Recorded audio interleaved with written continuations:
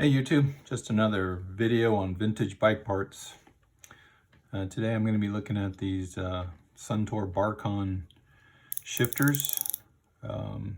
These are probably dated from the late 1970s. Came off a friend's bike. He's asking me to rebuild for him. These are pretty cool shifters, still are. Not indexing, this is pre-indexing, so they're friction only, both the left and the right. You can see there is no right and left actually. These are all made the same. You can interchange them, doesn't matter. Each one of these weighs 90 grams on my scale. For size purposes, looks like I got 2 inches here. And these levers stick down about 3 inches from the top. These clamps can fit internal handlebar diameters ranging from around 19 millimeters to around 24 millimeters. So really cool. I'm only going to disassemble one. I'll disassemble this one for you. So let's get into it. All right, to disassemble these Barcon shifters, gonna need a few tools, obviously. This is what I used. There's an awl or a pick, or a small screwdriver. I got a larger screwdriver for the axle. 6 millimeter hex if you want to take the nut out of the expanding clamp.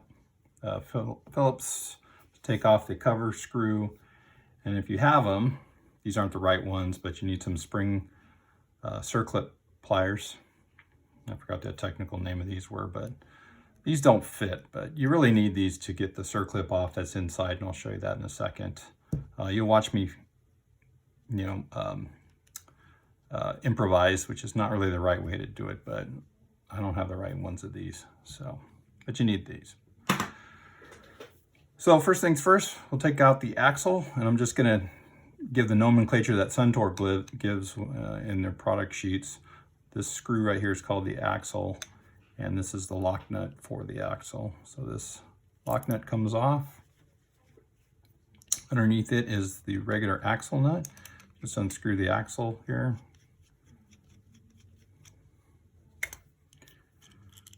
It comes out along with the nut. And then the actual shifter just slides out of the body. This is called the body. Inside the body is how you mount it to the handlebars. There's a 6 millimeter Allen screw here. If you turn it counterclockwise, it actually expands inside your handlebars, and that's how you mount it. So to put it in your handlebars, to mount it and tighten it, you turn counterclockwise. To loosen it and take it out of your handlebars, it's clockwise. So we'll just unscrew this. Take out the clamp expansion screw. This is a clamp expansion screw, and then you have the clamp expansion ring, which is really a spring. I'm not going to take that out, but it holds these 3 expansion clamps in place. You can see how this functions. This is a tapered screw, and then there's a tapered receiver on this side. So as you tighten the screw down, it pulls, and then this whole thing just expands inside your handlebar and internally clamps it. Take all that apart. It's a good idea to grease this when we're reassembling it all back together so that the expanding part is nice and smooth. As far as the actual main guts of this thing, the ratchet, first thing we want to do is take off this cover with a Phillips screwdriver. Later on I'll go into detail about the size of these screws, various screws. I actually measured them out. Hopefully I got them right, but that'll be in some of the technical details. So we'll take the assembly cover off, and then you can see the real guts here. Here's the ratchet, and then the ratchet spring, and there's a separate spring underneath the ratchet spring is what they call it. So then next you remove this pressure plate. I'm going to put these things in order, so I like to do that. Makes it easier to put things back together. And then there's the circlip I was talking about that you would use your circlip pliers on. I'm going to go ahead and use this flat blade screwdriver Again, not the right way to do it, but all right. So once you get the circlip kind of up out of its groove, you can go ahead and take it off. Keep your finger over it or something to keep it from flying away. Circlip comes off, and then you can pull the actual ratchet out off the axle. In here, be careful because there's a number of bushings and washers and spacers is what they call them. Just make sure you keep them all in order so you can reassemble it. There's another one right there. That's they call a bushing. Might be one on the other side of the ratchet here. On this side of the ratchet is another bushing and another spacer. And these are all different. I'll go into detail later on the thicknesses of these, so you got to keep them in the right order. I've assembled it a number of different ways just to see if it really makes any difference, and it doesn't, but I think it's good to do it the way SunTour wanted you to do it. So there's another bushing, and then you actually have the lever handle itself, and then you have the ratchet axle. That's what they call that. So that's it. Well, I missed one part, didn't I? Here's the actual spring assemblies that ride on the ratchet. This is just a small coil spring underneath, and what I do is you just kind of lift out the first part of the spring. Keep your fingers over the little springs because they tend to fly all over the place. And you can easily just take this out. And then there's a little tiny spring underneath it. That comes out. There you have it. Those are all the parts inside, oops, inside the Barcon shifter. I'll talk about some of the details of some of these parts, just in case somebody's looking for that information. As I mentioned earlier, some of these bushings are different sizes and thicknesses, and I interchanged them a couple of times putting it together. It didn't seem to affect the operation of the lever, but I will put it back the way I found it. Don't know if anybody got a hold of these before me and reassembled it incorrectly or whatever, but even though the exploded view calls out these three bushings here as the same part number, they're actually different. They're different thicknesses on some of them, and then this one has a bigger ID that goes on the axle than this one that fits over you know, the other end of the axle. So there's only one bushing that can go on the end here, and this particular bushing is 0.15 millimeters thick. It's one of the thin ones. This is the other thin one. This is also 0.15 millimeters thick. This bushing is actually 0.3 millimeters thick, so it's thicker. I thought there was two of them together, but there isn't as far as I can tell, so it's thicker. These spacers are also different here. One's thicker, one's thinner, if you can see. The thicker spacer is 1.62 millimeters thick, and then this spacer here, the thin one, is 0.70 millimeters thick. This circlip, what I'm calling a circlip, it is 8.2 millimeters in the internal diameter as I measured it, and it's 0.66 millimeters thick. And then this axle, if anybody's looking for this information, there's two diameters as mentioned. The bigger diameter here is 9.92 millimeters, and then the smaller diameter is 8.9 millimeters. All right, moving on to the screws. So this axle screw, I'll call it. They call it an axle in the parts diagram. This is an M4 screw with a 0.7 millimeter pitch. It's 23 millimeters long. It's got approximately 15 millimeters of thread here, and then the shoulder length is the shoulder length is, I didn't measure the shoulder length. The shoulder diameter is 4.7 millimeters. So 23 minus 15 millimeters of thread is how long this is. But this is kind of a very specific screw. That 4.7 millimeter diameter kind of varied as I measured it along the length here. So replacing this might be difficult. The cover screw, this is an M3 with a 0.5 millimeter pitch screw. It is 11.4 millimeters long, and the mushroom head, button head, whatever you want to call it, is 6.67 millimeters in diameter. Probably a little easier to replace this screw, and I think this one gets lost pretty easily, along with this lock nut here. Speaking of axle nuts, this is the main nut.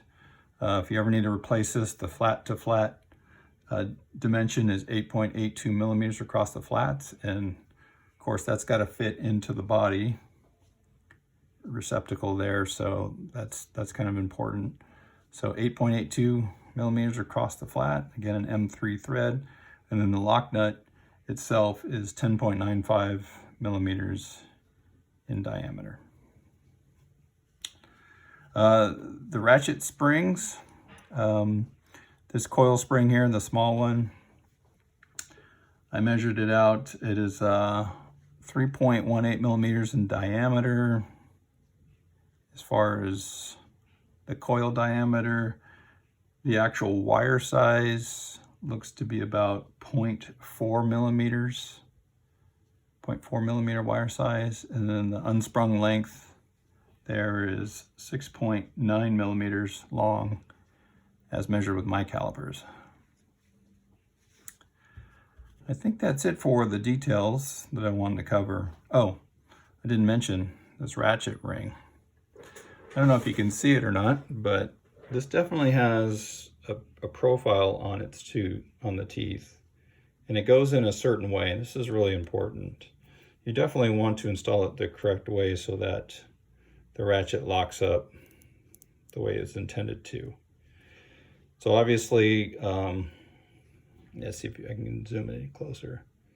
You can see the teeth are kind of angled back on one side, and you definitely want this ratcheting mechanism to slide easily this way and then lock in place this way. So I actually have it upside down. I don't know if you can tell, but this has to engage the teeth to keep it from moving, yet slide a little easier and give you that ratcheting click as it's going this way.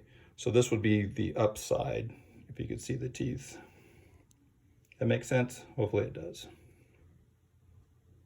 All right, definitely want to get that in the right orientation when we reassemble this thing. All right, as far as reassembly,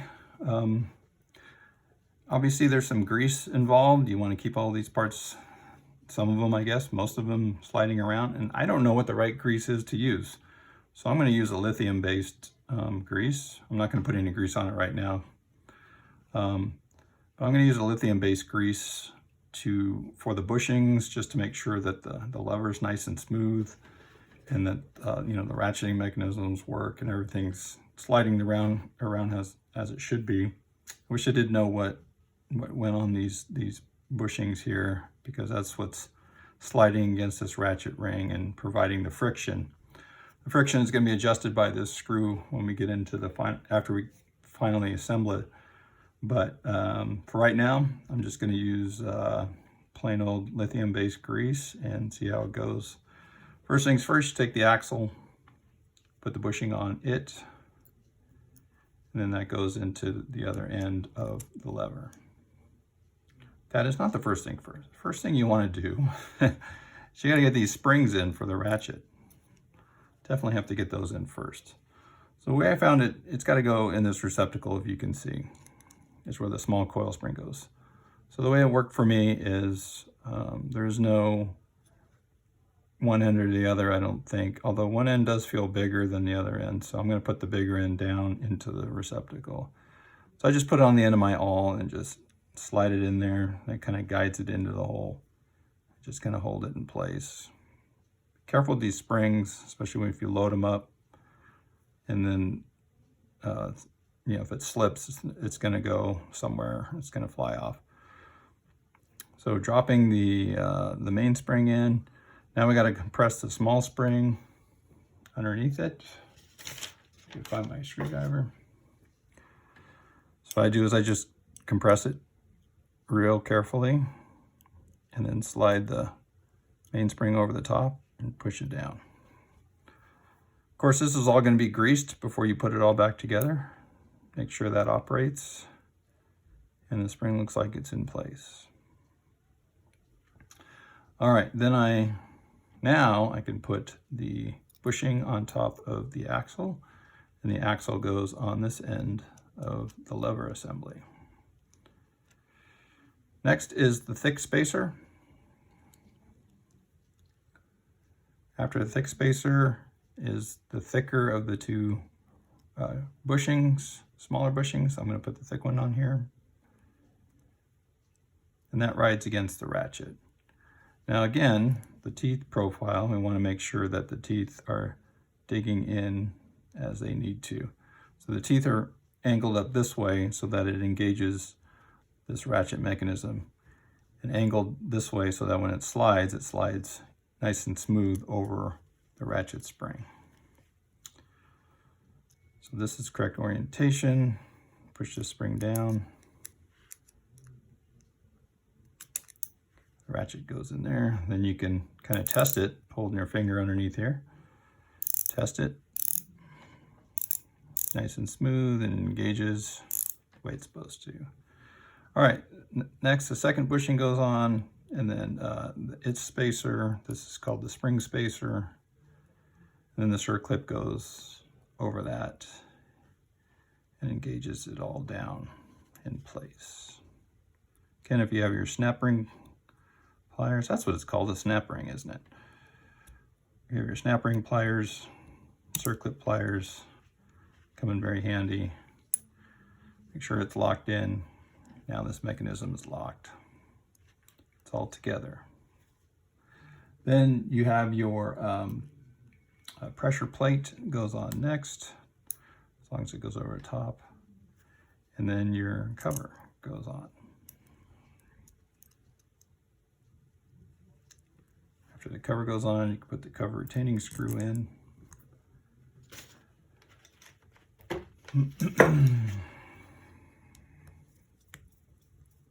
You don't have to tighten these down too tight. Just don't want to lose them. Actually, if you lose this screw, you can see on this one, this screw is gone. You can see that the body actually holds this cover in place, so not a big deal. But it's kind of nice to have all the parts, right? So no big deal if you lose this screw. All right, then we go ahead and reassemble the clamp. Again, you'd want to grease these conical areas so that the clamp slides nice and smooth. You would go ahead and install this on your bike inside your handlebars first, then you turn it counterclockwise to tighten it inside your handlebars and get the correct orientation. And you see the axle has this slot here, if you will, this guide here, if you will. Obviously, you line that guide up with the slot in the body, slide it in place, slides in there, ratcheting well. Put in the axle screw from this end, and then the lock nut goes here.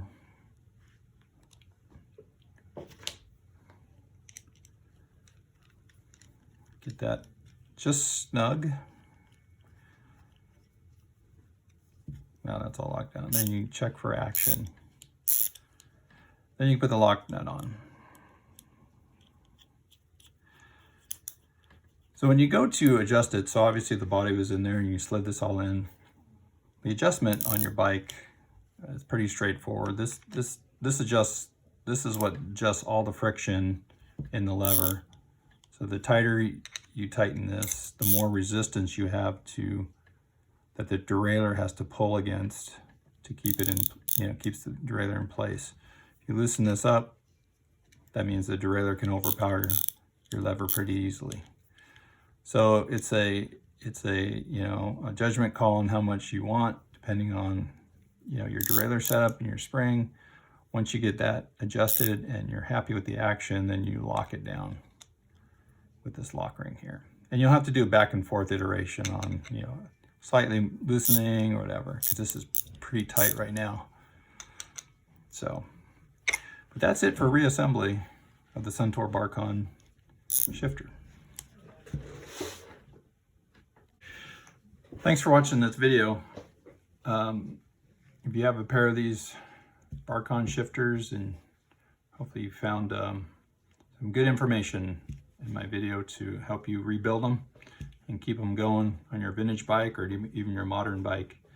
If you have any questions, let me know in the comments below. I take all comments. Plan on doing more videos with some other vintage bike parts I have, so stay tuned for that. Thanks.